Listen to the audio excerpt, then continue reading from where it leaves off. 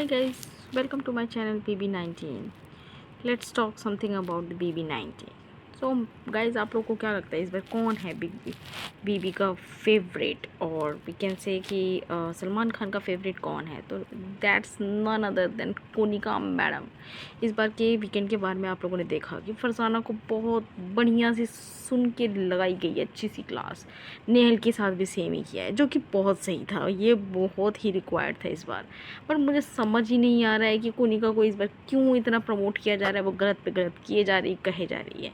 जब कोई उसके बेटे या उसके घर वालों के बारे में, कोई कुनिका के घर वालों के बारे में कोई कहता है तो सीधा उसके घर वालों को, otherwise it's not a family week, still उसके घर वालों से कोई एक बुलाया दे जाता है, उसकी जर्नी के बारे में इतना बताया जाता है।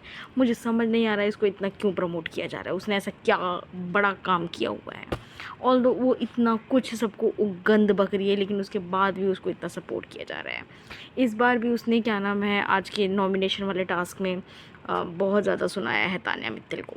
तान्या मित्तल, वही तान्या मित्तल, बोलते हैं ना अपने कर्म अपने आगे ही आते हैं। वैसे भी उस मैडम ने भी कोई बहुत अच्छा काम नहीं किया था, उसी मैडम के पीछे पीछे पड़ी हुई थी, ये मेरी माँ है, ये मेरी माँ है, तभी उन्होंने माँ जैसी बन के माँ के रिहे के बारे में ही बहुत कुछ सुनाया है।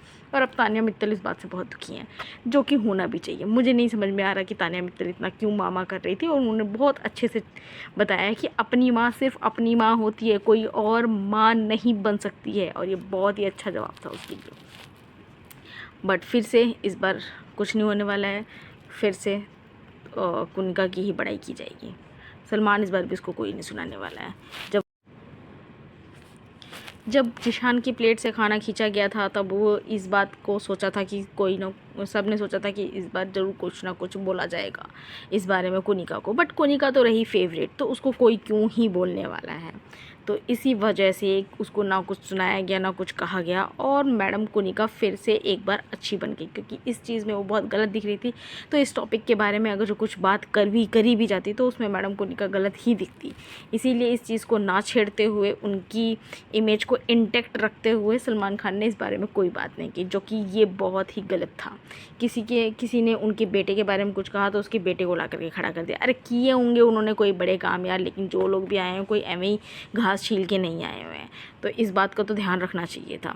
बट आई डोंट नो, क्योंकि हमेशा से हमने देखा है कि बिग बॉस एक फेवरेटिज़म का शो है, वो इस बार भी वैसे ही चल रहा है, तो ऐसे ही चलता रहेगा, चाहे आपको पसंद हो चाहे ना हो।